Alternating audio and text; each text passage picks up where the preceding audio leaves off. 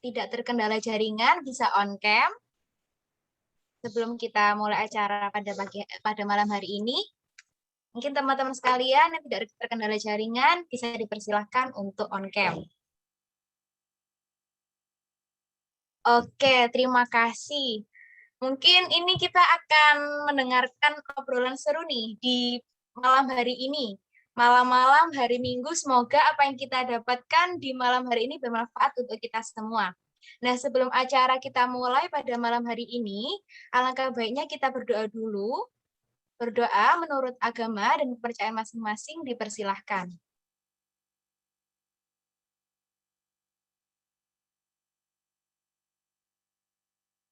Berdoa dicukupkan. Nah, langsung saja kita masuk ke acara yang selanjutnya, yaitu sambutan oleh Ibu DPL kami, yaitu Ibu Farida Fitriana. Kepada Ibu Farida kami persilahkan.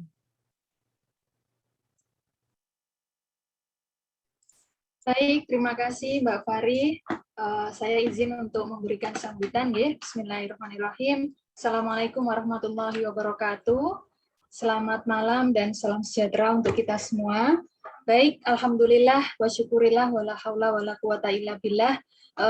Pada malam hari ini ya kita semuanya masih diberikan kesempatan, kesehatan ya, yang mana pada kali ini terutama nikmat sehat itu merupakan hal yang luar biasa yang terutama di masa-masa pandemi seperti ini. Baik, sebelumnya saya ucapkan yang terhormat, barangkali di sini ada dari perangkat RW 8 RT 123 Kelurahan Dukuh Menanggal, Kecamatan Gayungan, Kota Surabaya, yang merupakan lokasi dari KKN adik-adik mahasiswa Universitas Airlangga, tepatnya untuk kelompok 158 reguler. Nah, jadi KKN ini memang aktivitas pengabdian masyarakat yang secara rutin dilakukan, terutama di akhir semester. Jadi kurang lebih setiap 6 bulan sekali dari Universitas Airlangga mengadakan KKN. Dan memang KKN selama masa pandemi ini spesial, Bapak Ibu, karena sebagaimana yang kita ketahui di masa pandemi ini banyak batasan-batasan yang dilakukan, terutama adalah untuk mencegah terjadinya penularan yang lebih jauh. Karena itu, kita menerapkan model hybrid atau gabungan antara KKN online melalui Zoom seperti ini dengan KKN yang offline atau berinteraksi langsung dengan masyarakat, tentunya dengan syarat-syarat yang harus dipenuhi sebelumnya. Baik, dan saya ucapkan terima kasih banyak atas kehadiran Bapak Ibu peserta lain yang mungkin juga di luar dari kawasan wilayah tersebut ya, yang sudah menyempatkan diri untuk hadir minggu-minggu malam begitu ya, kalau biasanya orang tua menyiapkan segala keperluan anak atau mungkin keluarga untuk hari Senin, tapi alhamdulillah Bapak Ibu sekalian, dan mungkin juga ada yang muda-mudi di sini, Mbak Mas sekalian, yang juga menyempatkan waktunya ya, padahal besok mungkin sudah mulai aktivitas sekolah lagi begitu, atau mungkin ada yang ujian dan sebagainya. Baik, nah terkait dengan tema pada malam hari ini, jadi adik-adik kami di sini mengangkat topik tentang strategi membangkitkan usaha UMKM setelah PPKM. Jadi memang Bapak Ibu, dengan adanya pandemi ini sesuatu yang sangat tidak terduga. Tidak hanya Indonesia, tapi semua negara-negara di dunia ini semacam kecolongan begitu, karena kok ada virus baru dan ya mau nggak mau kita harus beradaptasi. Dan memang konsekuensinya itu banyak, tidak hanya di bidang kesehatan, tapi juga yang paling terasa itu adalah bidang perekonomian, ya terutama usaha mikro, kecil, dan menengah seperti halnya masyarakat kita yang banyak di Indonesia yang memiliki UMKM tersebut. Nah, tentunya agak beririsan begitu ya, bertabrakan antara upaya untuk menanggulangi pencegahan ya penyebaran COVID-19 dengan membatasi ya aktivitas yang sifatnya massal, kemudian mengoptimalkan bekerja dari rumah, sekolah dari rumah gitu ya. Sementara ada juga usaha-usaha UMKM yang sangat mengandalkan aktivitas massal, terutama ya aktivitas masyarakat di luar. Nah, jadi ada kalanya dilema. Di sisi lain kita ingin mengendalikan virusnya, di sisi lain perekonomian ini juga menjadi taruhannya. Nah, sehingga ini merupakan pilihan yang sangat sulit tentunya bagi pemerintah. Karena itu adik-adik ya kelompok 158 ini akhirnya berinisiatif bagaimana sih kita meskipun di tengah keterpurukan dalam kondisi pandemi ini bukan berarti menyurutkan semangat kita untuk senantiasa berikhtiar begitu nggih Bapak Ibu, karena bukan tidak mungkin pandemi ini justru malah membawa berkah ya. Berkah di sini tentunya banyak bentuknya, bisa jadi juga berupa kreativitas, inovasi atau apapun yang barangkali mungkin tidak pernah terfikirkan sebelumnya kalau tidak ada pandemi, Bapak Ibu. Ya, jadi mungkin itu salah satu hikmahnya. Tapi tentu akan ada konsekuensi lain ya, diantaranya barangkali usaha UMKM yang banyak gulung tikar atau mungkin yang kolaps begitu ya, atau yang butuh penyegaran. Nah, karena itu di sini saya kira dengan narasumber nanti Mas Divandi Wahyu Hibatur Rahman ya, saya sangat bangga karena ternyata pembicaranya adalah dari kaula muda, itu yang pertama. Karena bukan tidak mungkin anak-anak muda yang masih fresh pikirannya ini ternyata inovatif begitu. Dan di tengah-tengah pandemi mungkin bisa memberikan inovasi maupun motivasi begitu bagi Bapak Ibu sekalian maupun kita semuanya di sini dalam bagaimana sih membangkitkan usaha UMKM kita. Saya kira tidak hanya setelah PPKM ya, tapi juga selama masa pandemi ini terutama. Jadi seperti itu. Nah, ternyata beliau ini adalah owner dari Mas Pokat ya, Mas Pokat, dan dia adalah mahasiswa matematika. Jadi bagaimana suatu ilmu yang didapatkan di kampus bisa di breakdown, diolah, kemudian berguna menjadi suatu usaha yang mana insya Allah akan menjadi kemandirian dalam perekonomian. Baik, mungkin demikian Bapak Ibu yang bisa saya sampaikan sebagai sedikit gambaran dari aktivitas mahasiswa KKN kami. Dan sekali lagi saya atas nama Universitas Airlangga mengucapkan banyak terima kasih kepada terutama di sini adalah para warga, ya tokoh masyarakat, perangkat dan warga yang sudah berkenan wilayahnya untuk ditempati mahasiswa kami untuk KKN dan juga seluruh masyarakat yang sudah berkontribusi sebagai peserta pada webinar ini. Kurang lebihnya kami mohon maaf apabila ada kekurangan. Billahi taufiq wal hidayah. Wassalamualaikum warahmatullahi wabarakatuh. Waalaikumsalam warahmatullahi wabarakatuh. Terima kasih kami ucapkan kepada Ibu Farida selaku dosen pembimbing lapangan kami. Untuk selanjutnya yaitu sambutan oleh ketua kelompok kami yaitu Mas Kristo. Kepada Mas Kristo kami persilahkan. Apakah suara saya sudah kedengaran? Sudah terdengar. Oh iya, ya. Assalamualaikum warahmatullahi wabarakatuh. Om Swastiastu, Namo Buddhaya, salam kebajikan. Shalom buat kita semua. Atas berkat rahmatnya Tuhan Yang Maha Esa, kita dapat bertemu kali ini dalam webinar yang diselenggarakan oleh kelompok kami, 158 reguler. Terima kasih banyak buat para hadirin sekalian, para tamu sekalian, atas kesempatannya, waktu yang berharga itu disisihkan buat menghadiri webinar kali ini. Terima kasih juga yang sebesar-besarnya buat Universitas Airlangga selaku institusi pendidikan yang menjadi wadah kami untuk melakukan kuliah kerja nyata. Terima kasih juga buat dosen pembimbing lapangan kami yang sudah memberikan banyak wejangan, banyak bimbingan, arahan agar kami dapat terus melakukan KKN ini dengan baik. Terima kasih juga buat teman-teman yang selalu semangat dan tetap menjalankan KKN ini dengan baik. Dan juga terima kasih buat pembicara kami yang sudah menyempatkan waktunya untuk sharing, berbagi pengalaman, berbagi ilmu yang sudah didapatkan kepada kami dan juga para hadirin sekalian. Mungkin pesan yang ingin saya sampaikan, walaupun dalam kondisi pandemi ini, seperti yang dikatakan oleh Ibu DPL kami, memang banyak terjadi kebingungan ya, atau kepanikan selama pandemi ini, khususnya bagi masyarakat yang tidak bisa beradaptasi, ataupun diterjang langsung oleh pandemi ini.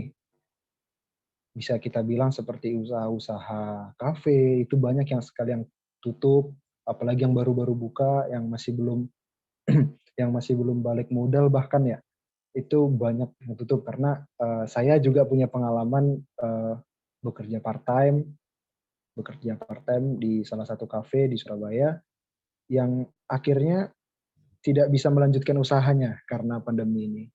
Ataupun ada banyak kenalan-kenalan saya UMKM mungkin kayak penjual keripik gitu. Mereka nggak bisa melanjutkan usaha mereka karena pasar ditutup gitu. Nah, apa sih yang menjadi solusi? Apa sih yang menjadi cara untuk mengatasi kondisi ini? Ya, kita beradaptasi.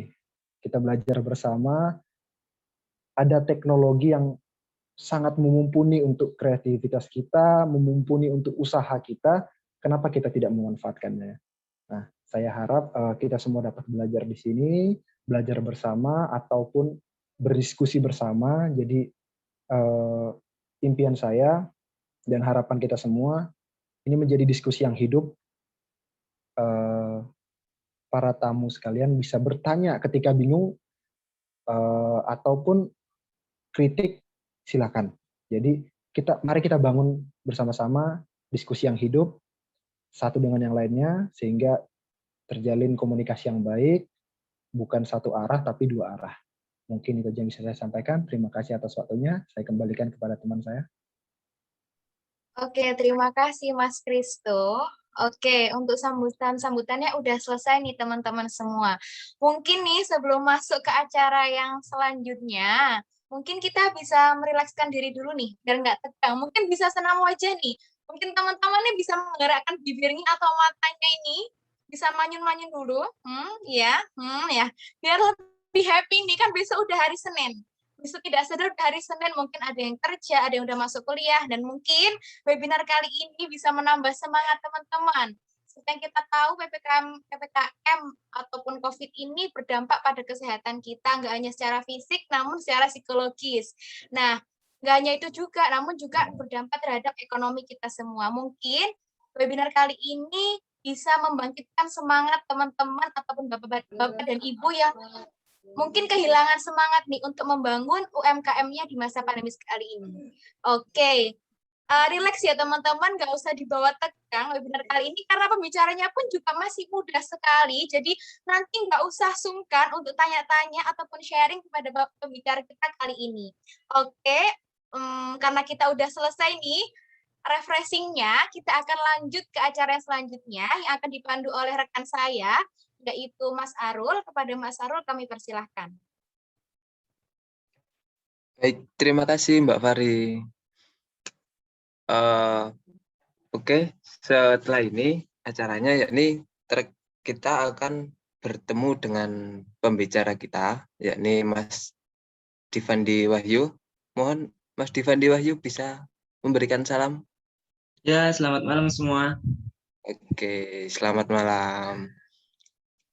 Nah, perlu diketahui oleh teman-teman bahwasanya Mas Divandi Wahyu ini merupakan salah satu mahasiswa Universitas Airlangga di angkatan 2018 sampai sekarang yang sedang berkuliah di dalam program studi matematika Fakultas Saintek. Nah, kalau dari alamatnya Mas Divandi Wahyu ini bertempat di Sukodono, RT 11 RW 3, Jalan Wilayut Klagen. Adapun nomor WhatsApp-nya bagi teman-teman yang ingin mencatat 0895 1373 7588. Nah,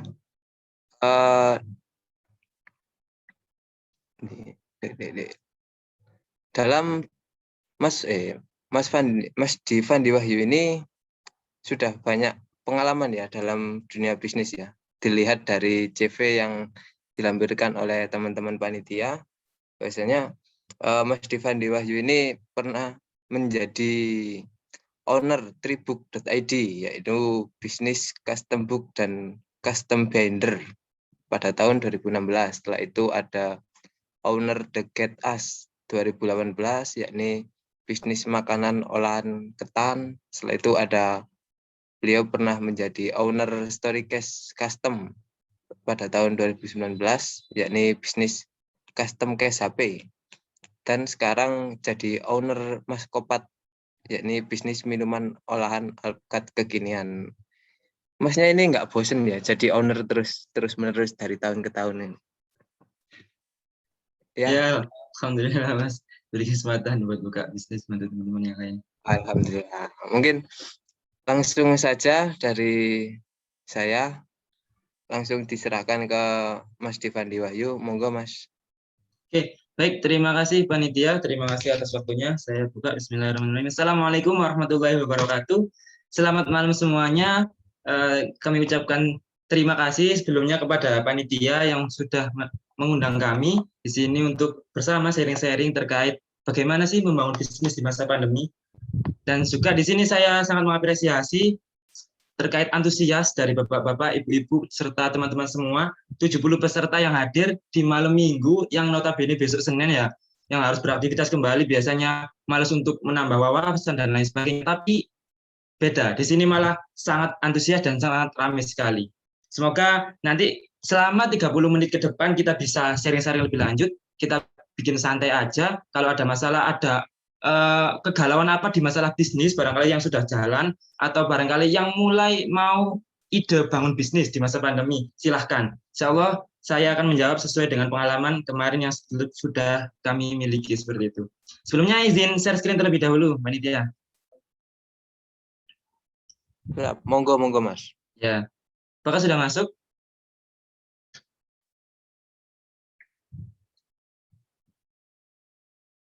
Sudah masuk? Ya Mas Harun? Sudah Mas. Oke, baik.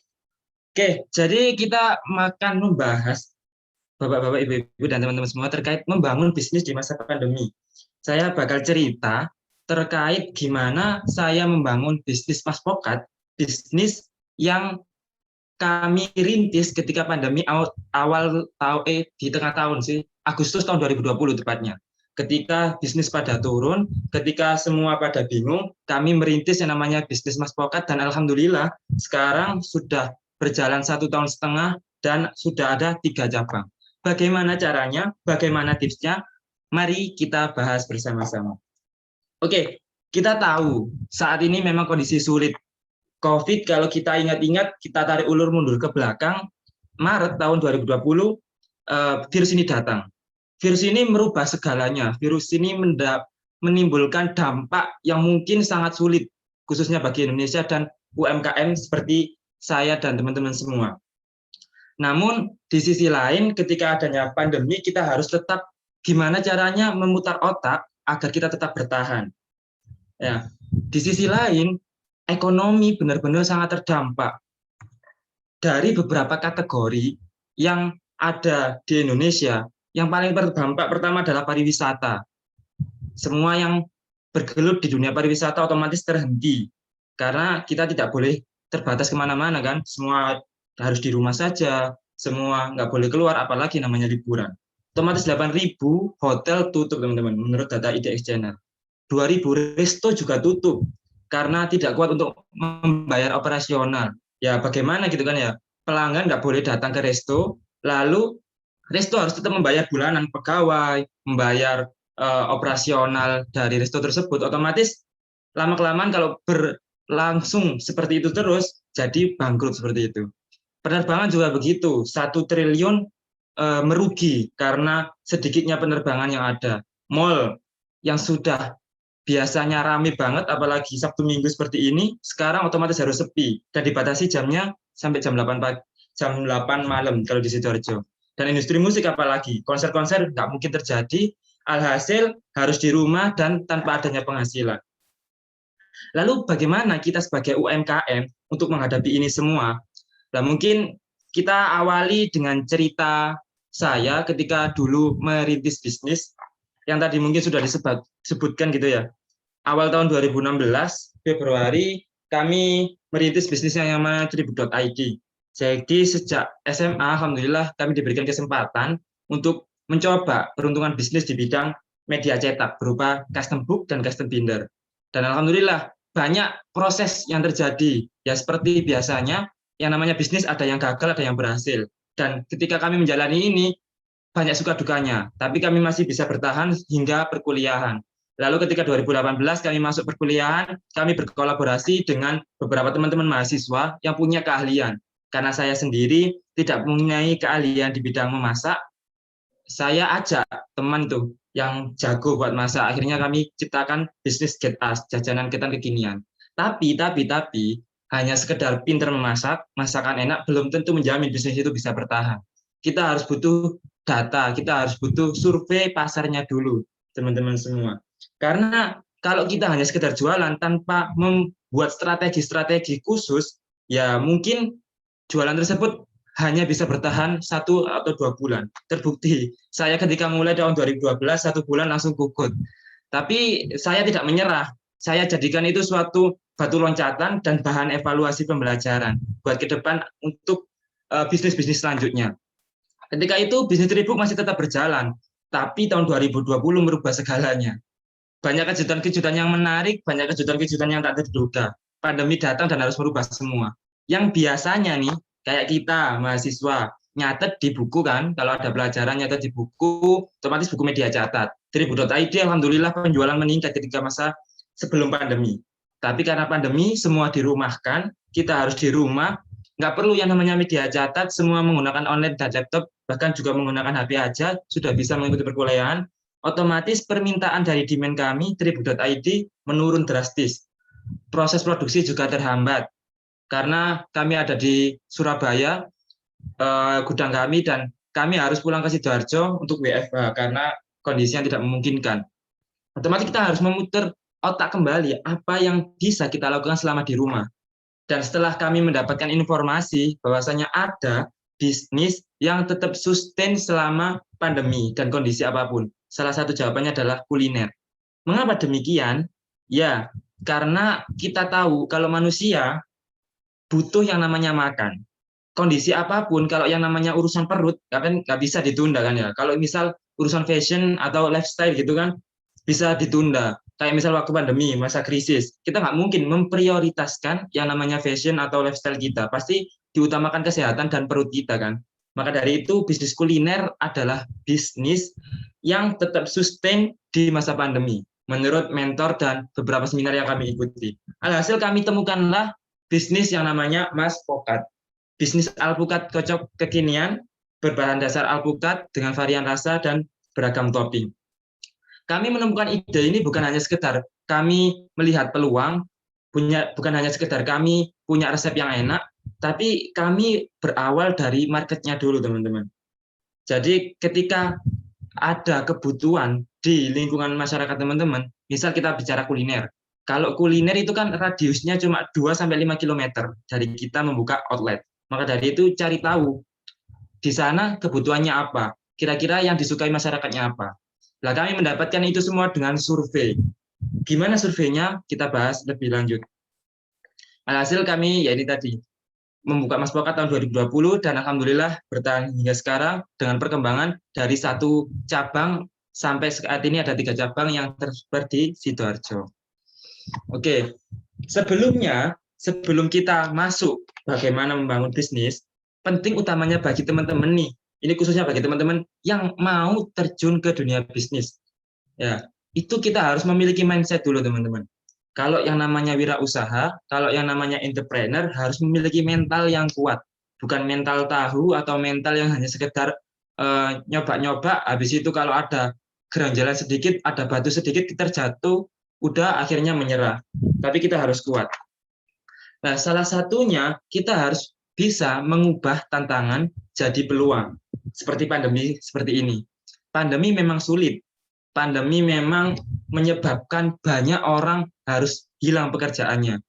Tapi ketika kita terus berusaha dan terus memikirkan bagaimana jalan yang tepat, pasti insya Allah ada jalan. Tinggal kembali lagi, landasan yang utamanya adalah niat, teman-teman. Kalau teman-teman sudah memutuskan untuk terjun ke dalam bisnis, pertama landasannya adalah luruskan niat terlebih dahulu.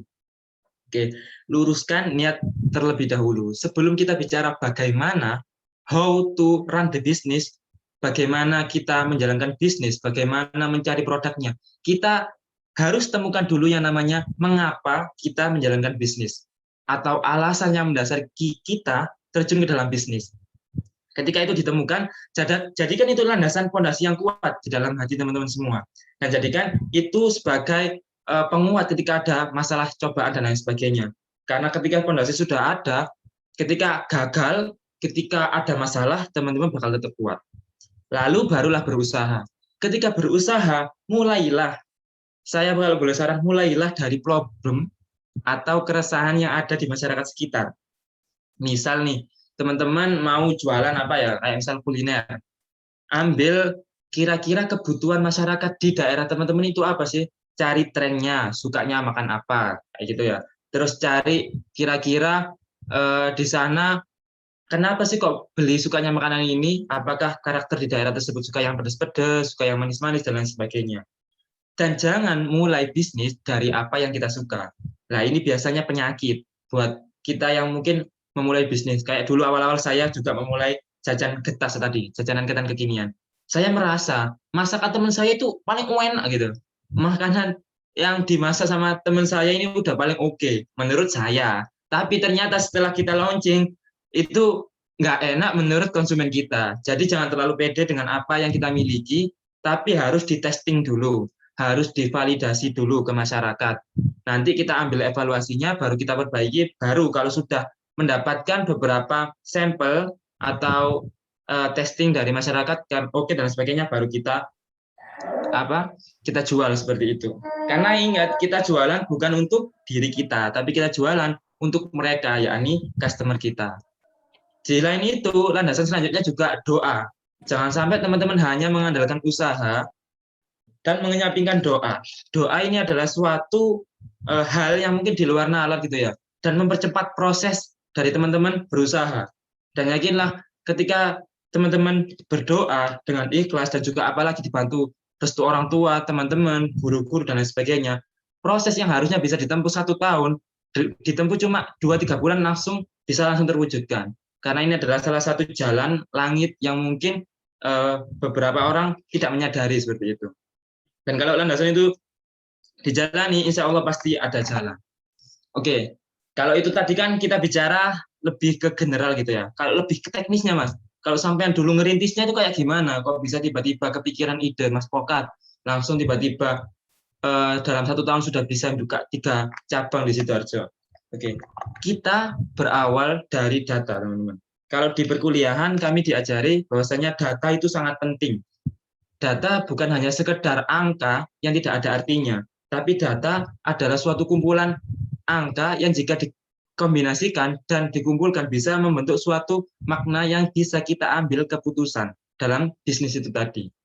Terbukti, ketika kami memilih bisnis kuliner dan memilih minuman itu bukan karena sebab, tapi karena survei yang benar-benar kami lakukan, kami share ke grup-grup di grup SMP, grup SMA, dan grup mahasiswa di kampus seperti itu ya. Kami survei, kira-kira minuman apa yang disukai remaja saat ini kayak gitu. Karena target kami kan pelajar dari SMP sampai kuliah.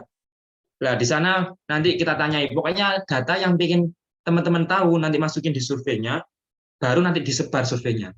Dan setelah kami sebar, kami mendapatkan data 57% menyukai olahan alpukat sebagai minuman kekinian dibandingkan dengan kopi, Thai tea, boba. Mengapa demikian? Karena ternyata nih, mayoritas alasan remaja saat ini tidak mempertimbangkan hanya harga, rasa, dan juga mungkin dari segi enaknya aja.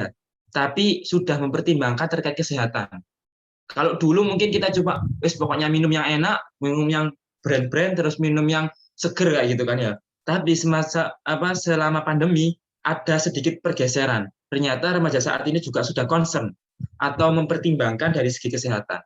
Dari data itulah kami memilih alpukat, lalu kita benchmark atau kita amati di daerah Sukodono nih, tempat saya yang membuka outlet pertama, kira-kira alpukat itu udah banyak atau belum sih? Ternyata sudah ada, tapi berbentuk jus. Agar brand kami bisa naik, kita harus nyari nilai pembeda. Alhasil kita temukan resep alpukat kocok dengan harga yang terjangkau cuma 5.000 aja. Otomatis kan Orang yang biasanya beli alpukat harga 8.000 atau 10.000 ke atas, loh kok ada yang 5.000, penasaran kan ya, jadi beli. Dan alhamdulillah hasilnya pada waktu launching pertama 100 gelas terjual hanya di 2 jam. Jadi ekspektasi kami di luar yang kami rencanakan gitu. Padahal 100 gelas kami target buat 1 hari, ternyata 2 jam langsung ludes, teman-teman. Jadi benar-benar data itu sangat membuktikan bahwasanya itu adalah yang jadi modal untuk kita mengetahui market kita suka dengan produk kita atau enggak. Dan terhitung 4.700 gelas per bulan Juni kemarin, kami bisa menjualkan Mas Pokat selama beroperasi di bulan April. Dan berikut ada 3 tangkai yang beroperasi di Sidoarjo, ada di Modong, Spande, dan Candi. Oke, kalau teman-teman, itu tadi mungkin awal-awalnya ya. Ini ada sedikit bocoran nih. Ide bisnis yang meroket selama pandemi, menurut beberapa sumber yang saya himpun dari jurnal.id, BKPP Demak, dan redcom.go.id. Kalau teman-teman nanya, oke Mas, saya sudah ada gambaran nih, mau mulai bisnis. Bismillah, karena termotivasi dari cerita-cerita Mas Ivan, kalau Mas Ivan bisa, kenapa enggak? Oke, aku mau bisnis deh, kayak gitu. Tapi idenya apa Mas ya? Saya loh nggak punya ide gitu. Nah, ya ini disimak baik-baik teman-teman. Ada beberapa tiga kategori yang tetap meroket selama pandemi. Pertama itu kesehatan. Menurut jurnal.id, produk kesehatan meningkat 3 kali lipat selama pandemi karena orang mempertimbangkan dari segi kesehatan, gimana caranya imunnya tetap sehat, gimana caranya keluarganya terhindar dari penyakit, apalagi yang kena COVID, seperti itu. Dan jawabannya adalah produk kesehatan seperti apa? Hand sanitizer, terus juga masker dan lain sebagainya. Tapi loh, hand sanitizer sama masker sudah mainstream, sudah banyak yang jual. Iya benar, ketika awal memang sangat berpeluang, tapi sekarang sudah sangat banyak yang jual. Tapi ada juga produk kesehatan yang namanya madu, teman-teman. Lah, tetangga saya ini jual madu itu benar-benar meningkat juga 3-4 kali lipat daripada sebelum pandemi. Karena dengan madu kan orang percaya bahwasanya biar lebih fit, biar lebih sehat, badan tetap bugar dan terhindar dari penyakit gitu kan. Bisa banget buat teman-teman mencoba peruntungan juga di bidang madu ini. Kalau bingung bagaimana membuat madu dan lain sebagainya, itu sebenarnya bisa dicari melalui internet. Tapi karena takut modalnya besar dan lain sebagainya, ada solusinya lagi. Dengan cara apa? Dengan cara dropshipper dan reseller. Teman-teman nggak usah mikir yang namanya kayak bagaimana produksi, bagaimana caranya membuat packaging yang baik. Tinggal cari aja brand yang sudah oke, yang sudah sustain, yang produknya terjamin benar dan berkualitas, lalu dipasarkan. Jadi simpel banget. Kalau pakai reseller dan dropshipper. Yang kedua, ada makanan dan minuman, teman-teman semua. Oke, kalau makanan teman-teman ini seperti yang saya katakan adalah bisnis yang sustain selama masa pandemi maupun non-pandemi. Karena orang butuh makan dan untuk memenuhi kebutuhan perutnya. Lalu bisnis makanan minuman apa yang bisa tetap sustain? Salah satunya adalah bisnis yang ada hubungannya dengan kesehatan. Ambil contoh kayak kami Mas Pokat. Kan kami lebih mengutamakan branding di segi alpukatnya. Alpukat nanti efeknya buat apa? Kesehatan. Bisa untuk diet, bisa untuk kesehatan mata, dan lain sebagainya. Jantung juga. Jadi itu yang kami brandingkan. Sehingga orang tertarik untuk membeli. Mereka membeli bukan hanya untuk menghilangkan dahaga, tapi juga untuk menjaga imun mereka. Terus juga ada kayak es degan kayak gitu. Itu juga menurut berita BPKPP meningkat yang biasanya 500 buah per hari, per 3 hari, sekarang 500 buah itu per setengah hari. Jadi ada penjual yang es degan itu meningkat banget, karena yaitu tadi, banyak orang yang butuh untuk kesehatan. Lalu kalau di makanan apa Mas? Makanan ini, makanan frozen teman-teman. Kalau teman-teman semua pasti tahu kan, kalau masa pandemi semua di rumah dan pengennya praktis saja. Nggak bisa masak, tapi pengen masak harus rasanya enak. Solusinya apa? Ya frozen itu tadi. Jadi kita tinggal memanasi, tinggal memasak, terus kita bisa merasakan masakan enak dari tangan kita sendiri. Nah, ini juga meningkat 80% dari penjualan sebelumnya menurut data redcom.co.id. Lalu produk yang selanjutnya adalah produk hobi, yakni tanaman hias dan sepeda. Kalau sepeda pasti teman-teman udah tahu semua. Hobi yang mana ketika awal pandemi langsung membludak, langsung viral, langsung booming. Tiba-tiba semua ikut-ikutan bersepeda di pagi hari kan kayak gitu. Jadi penjualannya sangat meningkat. Terus juga kenapa tanaman hias kok bisa meningkat, Mas? Iya, karena ketika masa pandemi banyak waktu luang kan di rumah, utamanya kayak bapak-bapak atau ibu-ibu gitu kan ya. Kalau di rumah bosen, nggak ada apa-apa, biasanya kan cari-cari hobi, salah satunya dengan mengoleksi tanaman hias. Dan ini kalau di Sidoarjo benar-benar ramai banget tanaman hias. Tiba-tiba banyak penjual dadakan di pinggir jalan tiap pagi, dan selalu ketika saya lewat itu ramai terus. Lah barangkali dari beberapa ide ini bisa teman-teman adopsi atau buat ide ke depan, monggo silahkan. Oke, sekarang kita bahas langkah lebih detailnya. Bagaimana bangun bisnis di masa pandemi, terkhusus bagi teman-teman yang benar-benar baru banget mulai bisnisnya. Pertama, kita cari partner dulu, teman-teman. Sebelum kita bingung cari produknya apa, siapa marketnya, kita harus tahu siapa partner kita. Partner minimal satu lah, jadi ada 2 orang. Kenapa kalau gitu? Manusia memiliki semangat yang naik turun kan ya. Kalau kita semangat, ya kita semangat pol, tapi kalau udah males atau nggak mood, bakal nggak dilanjutin. Maka dari itu, itulah kuncinya partner. Sebagai support system yang menjaga semangat kita agar tetap semangat dalam menjalankan bisnis. Dan carilah partner yang memiliki visi yang sama, serta melengkapi dari apa kekurangan kita. Jangan sampai cari partner yang saling mendominasi atau yang saling berlomba-lomba. Misal punya keahlian desain, cari teman yang juga desain. Otomatis kan nggak ada yang bisa dilengkapi kayak gitu, malah berlomba untuk jadi yang terbaik. Kalau sudah cari partner, yang kedua, cari marketnya dulu. Sebelum ngomong produknya, kita harus clear marketnya itu siapa yang mau beli. Karena cari market lebih mudah daripada kita cari produk. Kalau kita cari produk, sudah nemu produk, belum tentu laku dijual, karena nggak ada yang beli. Tapi kalau kita cari market, kita sudah tahu kebutuhan mereka itu apa, baru kita carikan produknya. Karena mereka butuh dari keresahan mereka, otomatis mereka beli kan produk kita. Jadi terjadilah proses jual beli di sana. Nah, cari market ini banyak metodenya. Salah satunya juga survei tadi yang saya ceritakan di awal.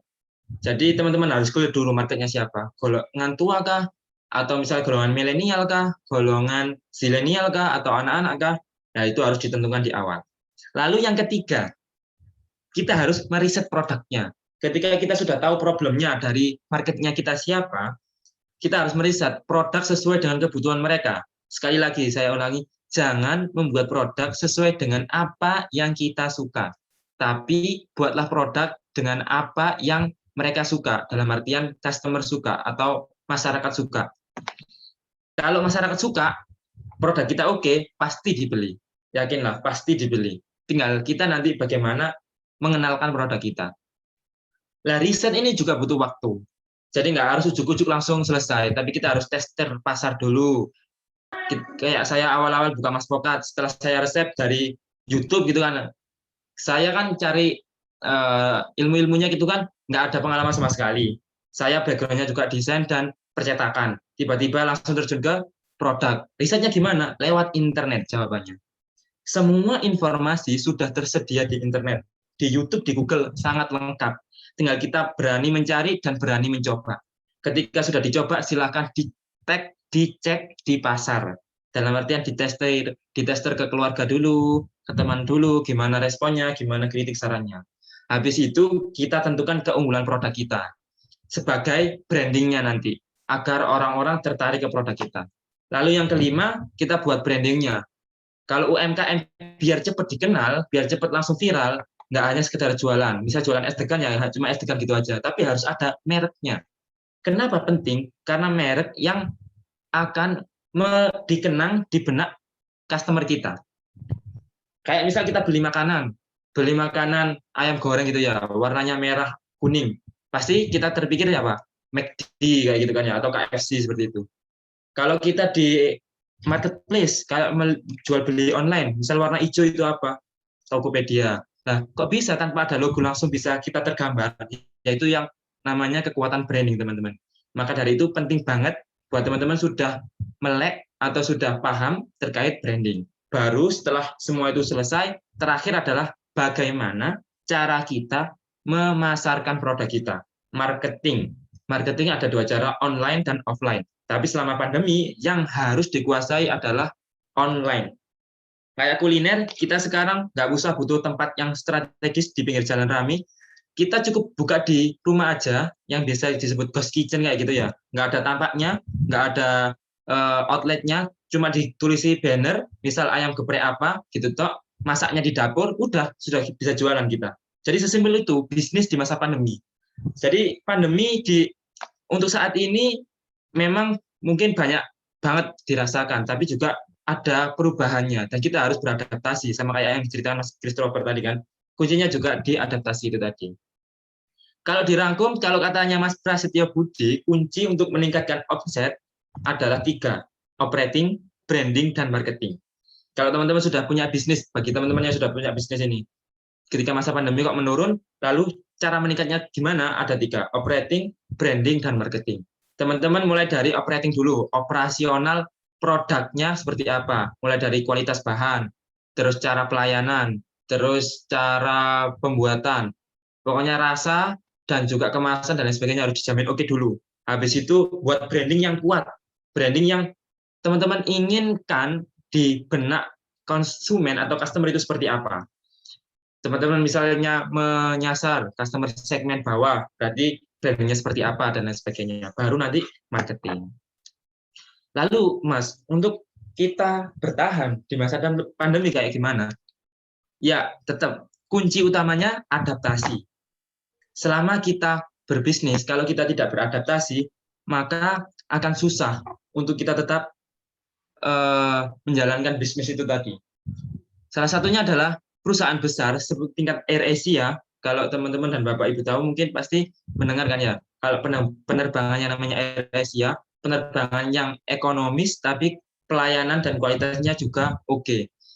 Lah, mereka ketika pandemi benar-benar rugi banyak karena sedikit banget yang ikut penerbangan. Misal harusnya kapasitas 50, ternyata yang penerbang dibatasi sehingga cuma 20, 25, bahkan tidak ada sama sekali seperti itu.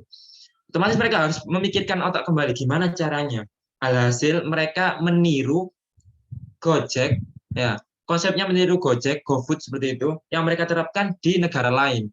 Karena Indonesia sudah dikuasai Grab sama GoFood misal, mereka ambil di negara tetangga, di Thailand kalau nggak di Singapura. Karena itu belum terlalu banyak GoFood dan Grab-nya di sana, mereka akuisisi di sana, terus mereka mengembangkan model yang sama seperti GoFood dan GrabFood tadi. Jadi mereka beradaptasi, tidak memaksakan produk AirAsia penerbangan harus tetap jalan, tapi mereka cari cara lain untuk menambah pemasukan. Sama seperti kami, kalau kami kan awal dulu trip.id, karena tidak ada penjualan, kami juga harus memikirkan otak, gimana sih caranya, dan alhamdulillah ketemunya Mas Pokal itu tadi. Lalu yang kedua, inovasi. Agar bisnis tetap eksis, tetap dikenal masyarakat, inovasi adalah yang penting. Contohnya gimana, Mas? Contohnya, apa ya? Indomie. Pasti teman-teman ya sering lah makan mie, apalagi mahasiswa kan ya. Kalau nggak ada uang jajannya menipis di akhir bulan, pasti masak mie di kosan. Lah Indomie ini kan selalu mengeluarkan inovasi berupa produk-produk baru. Coba teman-teman amati. Kayak yang baru-baru ada Indomie spaghetti, ya, gitu, Indomie geprek, Indomie apa kayak gitu. Padahal mereka pemasukan utamanya tetap berasal dari mie goreng sama mie soto.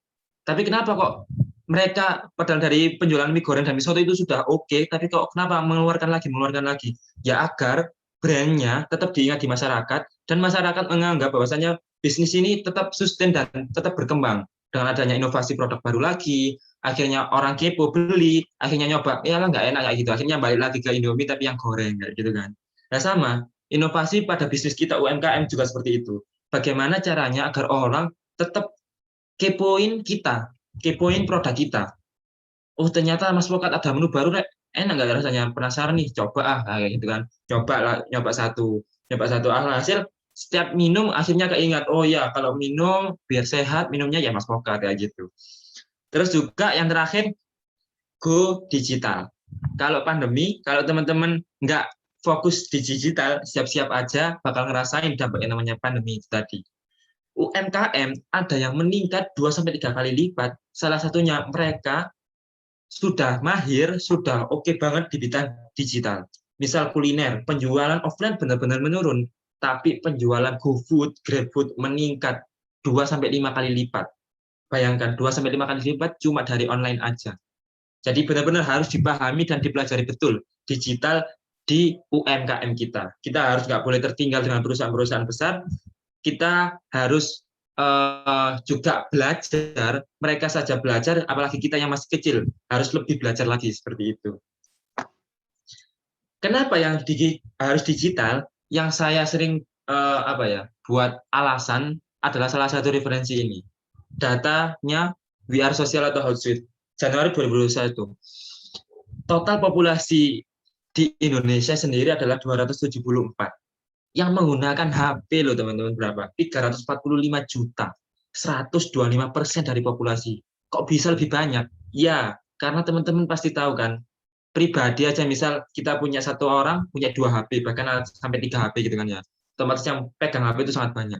Dan yang menggunakan internet itu 202 juta. Itu orang teman-teman, 202 juta orang. Dan kalau teman-teman mindset-nya bisa memikirkan marketing secara online, 202 juta itu bisa dijadikan market buat teman-teman, buat produk teman-teman. Jadi sangat potensial kita menghemat waktu, kita menghemat jarak, menghemat tenaga, cukup melalui HP sudah bisa memasarkan produk ke seluruh Indonesia. Orang di Sumatera jadi kenal produk kita, orang di Aceh, dan lain sebagainya. Maka dari itu penting banget yang namanya digital, karena marketnya itu sangat kelihatan, 170 juta yang main media sosial itu. Jadi kayak teman-teman yang fokus di bidang kuliner atau juga produk-produk industri kreatif yang lain, kalau nggak punya IG, Facebook, TikTok, wah siap-siap aja teman-teman. Ya mungkin bisa bertahan dihitung beberapa bulan. Karena semua saat ini, karena di rumah, kesibukannya adalah main HP dan bukannya sosial media. Dan yang lagi naik-naiknya TikTok. TikTok bukan hanya buat hiburan, tapi sekarang juga buat jualan. Kalau teman-teman bisa mainnya di sana, itu penghasilannya banyak banget teman-teman. Oke, lalu ketika masa pandemi, mungkin sudah ada yang memiliki bisnis kayak gitu ya, terus bisnisnya turun. Lalu buat membangkitkan kembali bisnisnya turun itu tadi, selain pivot bisnis atau merubah bisnis mulai dari nol lagi, gimana Mas? Bisa nggak kayak gitu? Bisa teman-teman. Salah satunya dengan perbaiki internal bisnis teman-teman dulu. Ketika awal jualan, nggak memikirkan yang terkait keuangan, nggak memikirkan terkait stok bahan baku, nggak memikirkan terkait produknya, dari standarisasi kualitas dan lain sebagainya. Nah, sekarang ketika bisnis kita turun, waktunya untuk mengevaluasi itu semua. Mulai dari produk, operasional, keuangan, dan SDM yang mengelola bisnis kita evaluasi. Lalu yang kedua, kita perbaiki pelayanan.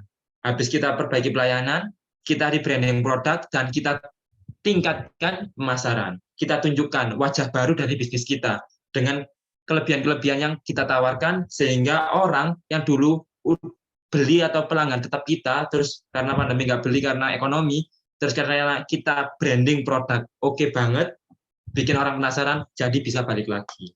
Jadi ada dua pendekatannya. Kita pakai bisnis yang lama, terus kita lakukan strategi ini, atau kita ganti bisnis, cari pasar yang baru. Nah, dua kondisi ini bisa disesuaikan dengan kondisi teman-teman masing-masing. Maka kembali lagi bisnis teman-teman apa dan sesuaikanlah. Oke, mungkin itu yang bisa saya sampaikan. Terakhir ada quotes yang saya ambil dari stand up comedy. Biasanya pas waktu pandemi ini kan kita cari yang lucu-lucu kayak gitu kan ya.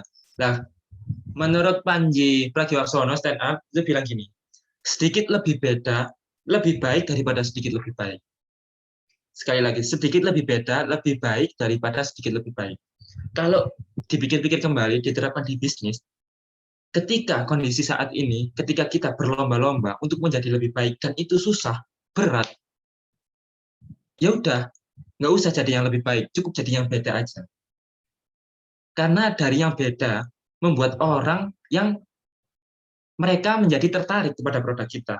Alhasil, kita nggak usah berlomba-lomba dengan yang sudah ada, tapi kita tinggal ciptakan sesuatu pembeda yang ada pada bisnis kita dan menarik orang agar tertarik beli di produk kita. Mungkin itu yang bisa saya sampaikan. Terima kasih. Saya kembalikan ke moderator. Barangkali ada pertanyaan, monggo silakan, jangan sungkan-sungkan karena kita di sini belajar bareng. Oke, terima kasih. Saya kembalikan ke Mas Arul.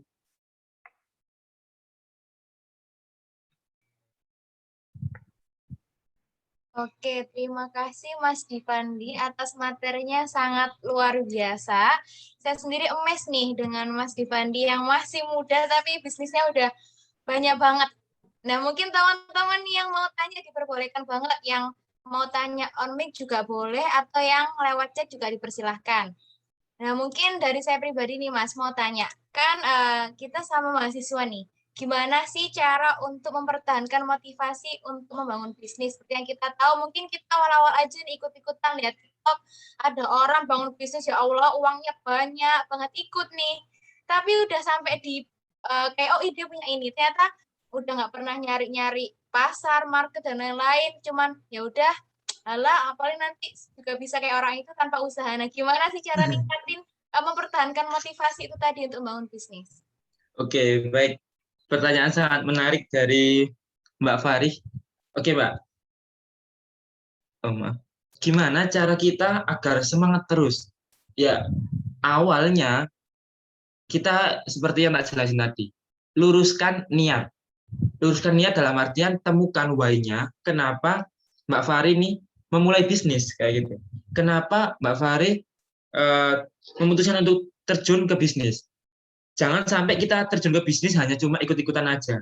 Karena yang namanya ikut-ikutan, ya kalau gagal sakit, karena kalau gagal jatuh, udah mental kita down kayak gitu kan ya, kena mental nanti. Maka dari itu tujuan itu harus clear dulu. Kalau tujuan itu udah clear, kita bakal kuat nanti dari mental kita, dari segi mental kita. Lalu yang kedua, yang bisa menguatkan mental itu adalah partner. Maka dari itu saya tadi bilang bahwasanya kalau kita bangun bisnis, carilah partner. Minimal ya 2 orang lah. Kita sama siapa gitu. Partner ini bisa dari pasangan atau bisa dari teman, kerabat, dan lain sebagainya. Tapi kalau pasangan biasanya susah sih. Karena emosional sama profesional jadi tercampur adukan. Jadi pokoknya carilah partner yang sesuai dengan yang saya sharingkan tadi. Ketika kita down, ada teman kita nih yang memberi semangat dan lain sebagainya. Otomatis kita nggak cuma ikut-ikutan aja di TikTok, tapi kalau kita down ya kita tinggal mengevaluasi, belajar dari kegagalan, dan kembali ke track yang benar. Kayak gitu. Kayak gitu Mbak Fari. Oke, terima kasih jawabannya Mas Divandi. Nah, ini kita udah ada 2 pertanyaan, mungkin akan saya bacakan saja. Yang pertama yaitu dari Linda Maulana. Kak, saya izin bertanya nih, kesibukan saat ini sedang kuliah. Saya bingung gimana ngatur waktu buat kuliah sama buat konten marketing. Saat ini usahaku berjualan masker. Oke, keren banget dari Mbak siapa ini? Mbak Linda, sudah punya bisnis. Oke, sudah satu langkah lebih baik. Dalam artian sudah berani untuk mencoba bisnis, tinggal untuk kita manajemennya. Pertanyaannya terkait marketing, gimana kita mengatur konten marketing? Oke, sebelumnya kalau boleh tahu pakai media sosial apa Mbak untuk jualannya? Pakai marketplace kah atau Instagram kah atau bagaimana? Mbak Linda, belum bisa ya? Belum bisa on mic. Oh, Instagram. Oke, kalau Instagram Mbak, ada tool yang namanya Facebook Creator. Jadi kan Instagram, Facebook, WhatsApp itu kan satu perusahaan kan ya. Nah itu namanya Facebook Creator. Di sana kita bisa upload lalu ngejadwal postingan kita tanpa kita harus bingung nungguin waktu yang pas terus kita upload. Jadi tinggal nanti di setting di sana, silakan nanti coba dicari ya Facebook Creator. Cara-caranya di YouTube banyak. Terus nanti Mbak Linda tinggal 1 minggu sisihkan waktunya. Paling ya 1-2 jam buat konten, itu buat langsung seminggu. 7 konten yang dipost setiap harinya, satu post per hari kayak gitu. Terus nanti lewat tool itu tadi, tinggal kita jadwalkan jamnya jam berapa, harinya hari apa, postnya post apa. Oke, terus tinggal udah nanti jalan sendiri tanpa kita repot-repot ngepost satu-satu, nanti otomatis ke posting kayak gitu. Jadi bisa dicoba Mbak, Facebook Creator Mbak ya. Oke, terima kasih. Oke, terima kasih. Sebelumnya host mohon di-mute untuk Ibu Malasari. Bisa tolong di-mute Ibunya. Oke, terima kasih. Semoga jawabannya membantu ya untuk Mbak Linda Maulana. Untuk selanjutnya nih dari Mbak Fitri Suraya. Izin bertanya sama Mas Divandi, menurut Mas Divandi, lebih baik berbisnis sendiri atau berbisnis dengan partner? Dan mengapa? Terima kasih. Terima kasih. Saya lebih setuju dan lebih sepakat berbisnis dengan partner. Kenapa? Karena ketika kita berbisnis dengan partner, kita menjadi lebih profesional. Karena di sana ada pembagian tugas, di sana ada yang memotivasi kita, karena kalau kita sudah misal pembagian tugas, tapi ternyata kita tidak dilaksanakan, otomatis kan nanti diingatkan teman kita dan lain sebagainya kayak gitu. Lalu di sisi lain, bisnis itu bukan Superman. Sekali lagi, bisnis bukan Superman, tapi super team. Kalau teman-teman pengen bisnisnya berkembang, bisnisnya cepat maju, jangan dikerjakan sendiri. Carilah orang yang bisa melengkapi teman-teman agar bisnisnya bisa lebih cepat berkembang. Kalau katanya beberapa quote kan, if you want go, lupa aku kata quotes-nya. Pokoknya intinya gini, kalau teman-teman ingin pergi cepat, maka pergilah sendiri. Kalau teman-teman ingin pergi jauh, maka pergilah bersama. Maka dari itu, kalau sendiri emang cepat. Kalau misal ada apa, langsung tak kerjain. Tapi capek teman-teman, capek. Bisnis itu berat. Makanya kalau bisnis itu berat, jangan sendiri, cari teman kayak gitu. Mungkin itu sih yang bisa saya sharingkan. Terima kasih. Oke, terima kasih Mas Divandi. Jadi kalau kata Mas Divandi itu lebih baik untuk berbisnis berpartner dengan orang lain karena bisnis itu berat. Jadi carilah orang lain yang bisa bantu kita untuk berbisnis bareng. Nanti bisa menyemangatin bareng, bisa bangun-bangun bareng kayak gitu. Oke, kita lanjut ke pertanyaan yang lain. Ini agak panjang nih. Pertanyaan dari Mbak Anzil Firdaus. Jadi izin bertanya, seperti yang diketahui ya Mas, kalau Masnya itu sebentar mohon maaf. Oke baik, jadi Masnya ini punya 3 macam usaha percetakan seperti Mas Pokat. Nah, saya pernah dengar pernyataan intinya tekuni satu bidang agar bisa maksimal pengerjaannya atau prosesnya. Nah, pertanyaannya, bagaimana cara Mas Divan untuk mengolah ketiga bisnis tersebut? Apa semua ditekuni atau ada yang dianaktirikan? Artinya, kalau dia nggak bawa profit banyak akan dihentikan. Terus Mas bisa mengolah ketiga bisnis tersebut secara maksimal, secara bersamaan, strategi apa yang diambil, bagaimana cara mengaturnya? Terima kasih. Oke. Ini pertanyaan yang kompleks. Ini sangat menarik ini. Oke. Kalau misal disuruh milih, kenapa kok saya memilih 3 dan itu tadi? Sebenarnya memang benar ketika saya berproses, ketika saya belajar dari bisnis saya yang pertama hingga yang sekarang, memang kuncinya adalah fokus. Kuncinya adalah fokus dengan bisnis yang teman-teman jalani. Loh Mas, kalau dikembangin kayak punyanya Mas Ivan itu gimana? Boleh atau enggak? Boleh banget. Ketika teman-teman sudah bisa mengotomasi. Dalam artian teman-teman tidak ikut terjun ke dalam bisnis yang sebelumnya, tapi bisnis tersebut sudah bisa jalan. Kalau nih teman-teman misal nggak ikut andil dalam bisnis yang sebelumnya, bisnis tersebut nggak jalan, bisnis tersebut banyak kendala, ya jangan coba-coba buat ambil bisnis yang lain, buat bangun bisnis yang lain.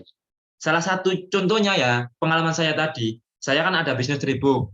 Karena waktu awal-awal bisnis kan sudah merasa profitable, sudah merasa bisa ditinggal, terus juga ada peluang teman bisa masak dan rasanya enak gitu kan ya. Padahal sebenarnya Teribu.id ini masih harus ada andil saya di sana, misal dari bagian desain, layouting kayak gitu kan. Otomatis saya harus fokus di 2. Dan alhasil apa? Yaitu tadi 1 bulan sudah kopot. Maka pelajaran yang bisa diambil, benar banget kita harus fokus kepada satu bidang dulu. Kalau kita sudah merasa ahli, dalam artian kita juga sudah bisa otomasi karena ada tim sendiri yang mengerjakan, baru beralih ke bisnis yang lain, boleh banget dan silahkan. Seperti itu. Terus yang bawahnya tadi apa pertanyaannya? Terus kalau sudah punya 3, caranya ngelolanya gimana? Kembali lagi jawabannya adalah super team. Jangan jadi Superman. Kita harus punya orang-orang hebat di balik layar bisnis kita yang sudah oke. Maka dari itu carilah orang yang tepat, rekrutlah SDM yang sesuai dengan bakat dan kemampuan mereka, jangan hanya sekedar pencapaian, tapi benar-benar implementasi mereka, pengalaman mereka itu apa, itu yang kita pegang. Dan itulah yang membuat bisnis kita bisa berjalan secara maksimal. Seperti itu. Oke, terima kasih Mas Givandi. Berarti intinya kita harus punya satu bisnis dulu nih yang berkembang dengan baik atau stabil, nanti kita boleh kayak menambah ke bisnis yang lain seperti itu ya, Mas? Benar banget. Oke, nah tadi mungkin nyambung-nyambung nih ke yang pertanyaan terkait dengan partner.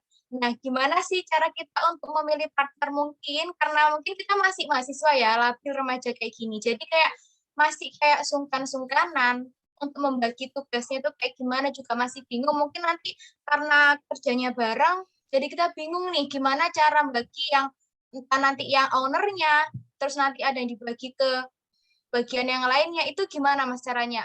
Menghilangi rasa sungkan dengan profesional gitu Mas. Oke. Oke, ya pertanyaan yang sering ditanyakan biasanya, bagaimana kita mencari partner? Mencari partner ibarat kalau bisnis juga mencari pasangan hidup dalam bisnisnya maksudnya kayak gitu. Lah gimana cara mencarinya? Kita harus tahu dulu ke partner kita, karakternya gimana, orangnya gimana, kebiasaannya apa, keahliannya apa. Kenapa itu penting? Karena partner itu yang bakal menemani kita, yang bakal melengkapi kita pada bisnis yang kita jalani. Jadi itu kuncinya. Nah, caranya gimana? Kalau saya dulu berawal dari organisasi sih. Kalau kita sudah satu organisasi berjalan 1 tahun kan biasanya sudah kenal tuh gimana karakter teman kita, gimana mereka keahlian mereka apa, terus kepribadian mereka gimana, itu kita tahu. Nah, teman-teman pilih dari sekian banyaknya teman-teman yang ada, yang kita pilih yang punya semangat bisnis dan memiliki visi yang sama. Nah, dari sana coba kita ajak ngobrol, terus barangkali nyambung, oke, baru kita tuliskan visi misi bareng buat bisnis ke depan kayak gimana, lalu bagi tugas yang jelas dan yang clear. Ketika bagi tugas udah jelas, baru juga memikirkan pembagian hasilnya, profit sharingnya. Nah, ini juga penting. Profesional timbul ketika sudah ada kejelasan di antara kita. Di antara kita dalam artian, kalau pembagian tugas, misal kayak broker, kamu bagian ini, kayak gitu kan ya. Nah, kalau dari bisnis, agar ada profesionalitas, itu nanti berdampak pada profit sharingnya. Berapa saham atau berapa persen bagi hasil yang teman-teman dapatkan, yang dibagikan ke teman-teman juga dapat berapa, sehingga bisa menentukan proporsional adil atau tidaknya dalam pembagian kerjanya. Itu teman-teman kuncinya. Biar nggak ada sungkan-sungkanan lagi. Nah, misal kalau nggak itu masih belum masih kayak ada sungkan dan kurang profesional, peran ketua adalah yang sangat utama. Gimana seorang ketua mengarahkan, gimana seorang ketua mengevaluasi kinerja dari timnya. Kalau sudah dievaluasi tapi tetap saja nggak ada perubahan, ya seorang ketua harus tegas untuk melanjutkan atau memutus kontrak kerja. Maksudnya mengeluarkan teman-teman yang jadi tim itu tadi. Jadi kembali lagi kuncinya nanti di ketua untuk ketegasannya. Baik, mungkin itu yang bisa saya jawab. Oke, terima kasih Mas Divandi. Jadi intinya kita harus cari partner yang sevisi dan semisi dengan kita. Terus kita mungkin perjelas nih, kayak kewajiban setiap anggotanya itu apa, biar hilang tuh rasa sungkan menjadi profesional. Seperti itu ya, Mas? Yap. Oke, mungkin dari teman-teman ada yang tanya lagi, diperbolehkan banget, atau yang mau on mic juga boleh banget nih teman-teman, masih ditunggu masuknya, masih ada beberapa menit lagi nih. Mungkin dari teman-teman ada yang mau bertanya, dipersilahkan. Halo Mbak Fari, saya izin bertanya. Ya, dipersilahkan Mbak. Jadi begini, misalnya kita memiliki partner dalam berbisnis, pastikan menemukan dua pemikiran yang berbeda. Nah, menurut Mas Divandi sendiri, kira-kira bagaimana menemukan jalan tengah apabila keduanya sama-sama menganggap diri mereka benar? Terima kasih.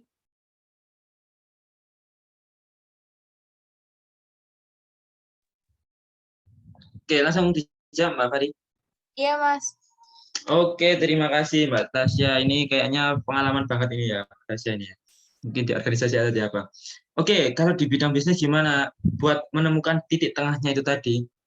Kalau dari pengalaman kami, eh, memang kondisi seperti itu sangatlah sulit sih. Ketika kedua orang merasa yang paling benar, ketika dua pikiran yang berbeda bertemu di suatu titik dan menimbulkan permasalahan yang besar.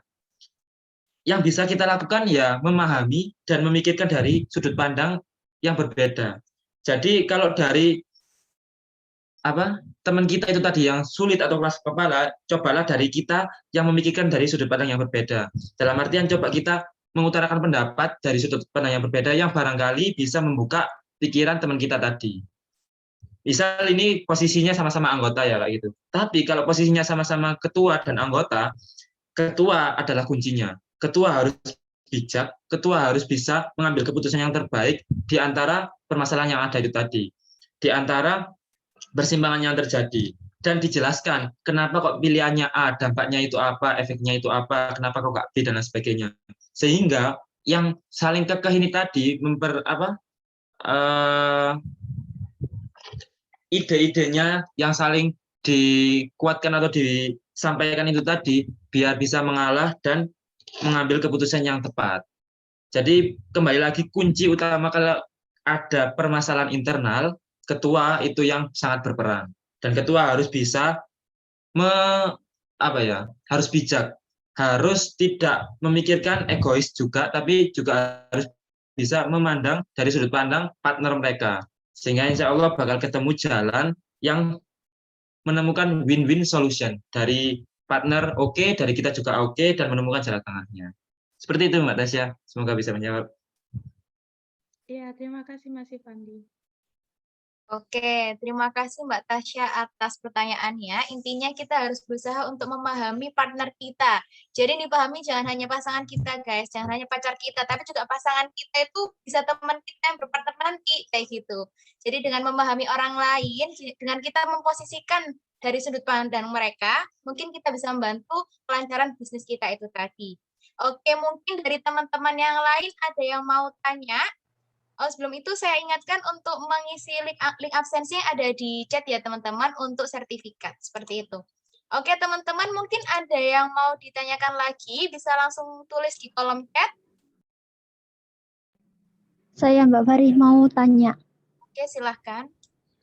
Itu kan kalau mau buka bisnis tadi kan ada iuran antar anggotanya kan. Itu yang jadi ketua itu apa yang punya modal paling besar apa gimana?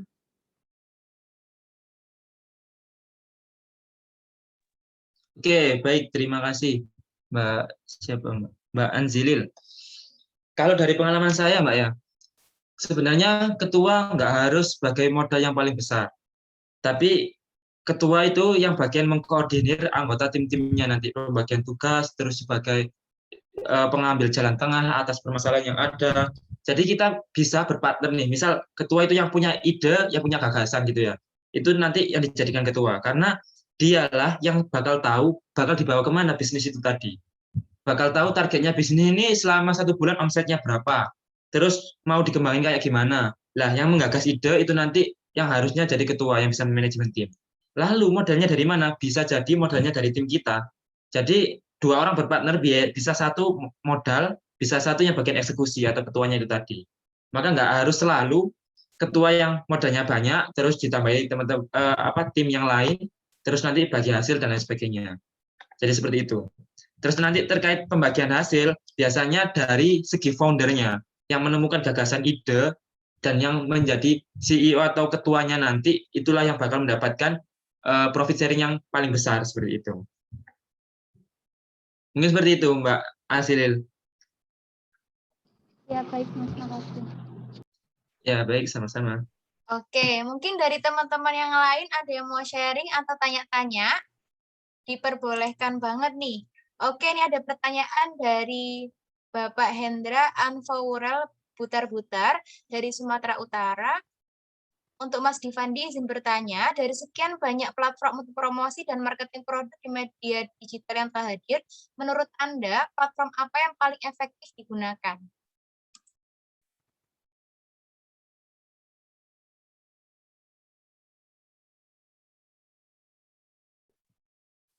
Baik, terima kasih Pak atas pertanyaannya, sangat menarik.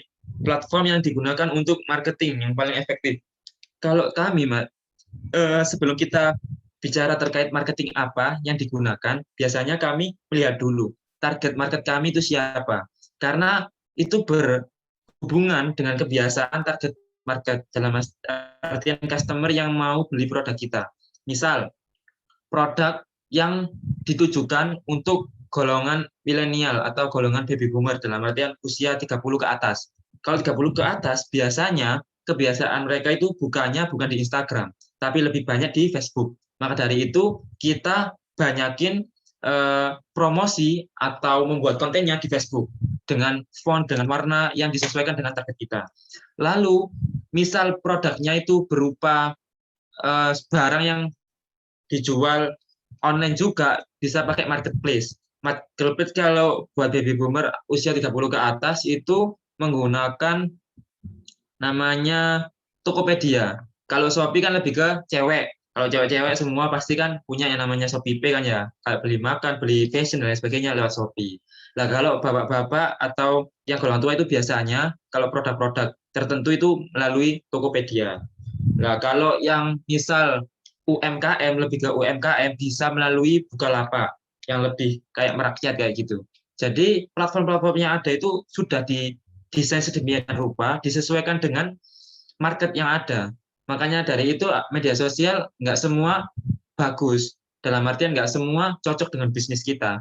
Kayak misal produk kita buat kekinian, buat remaja, pelajar SMA sampai kuliah, ya Instagram, TikTok itu sangat powerful karena remaja saat ini ya buka-bukanya atau aktifnya di sosial media seperti Instagram, update status kan ya, TikTok, swipe cari hiburan kayak gitu.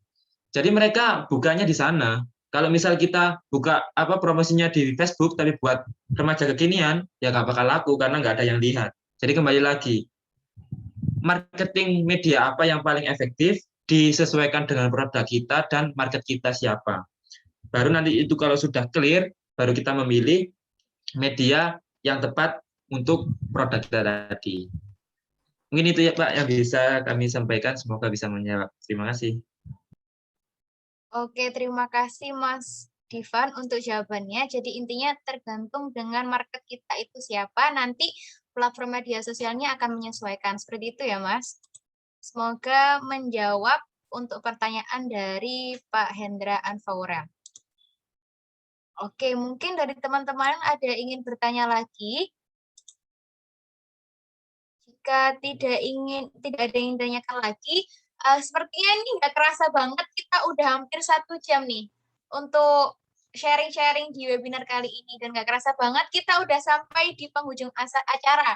Mungkin teman-teman nih udah pada ngantuk atau udah webinar ini sambil tiduran, akhirnya nggak didengerin. Tapi teman-teman jangan khawatir, nanti webinar ini akan kami share di YouTube kita. Jadi pantengin terus Instagram kita yaitu KKN BBM 158 dan juga YouTube kita KKN BBM 158. Jangan lupa di-subscribe dan di-follow seperti itu. Oke, sebelum kita penutupan, mungkin alangkah baiknya kita berfoto bersama dulu nih teman-teman.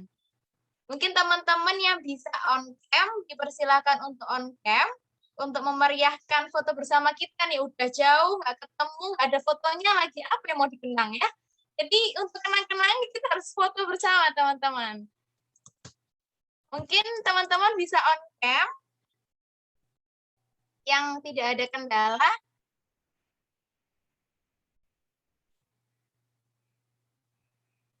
Oke, nanti Mbak operator kasih aba-aba ya untuk foto bersamanya. Oke, teman-teman masih ditunggu untuk menyalakan videonya.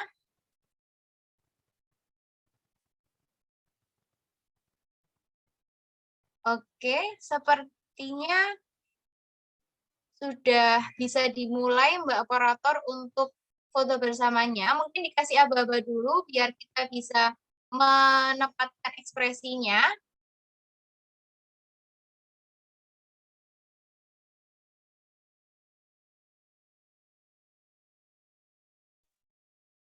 Oke, bisa dihitung ya Mbak operator untuk fotonya.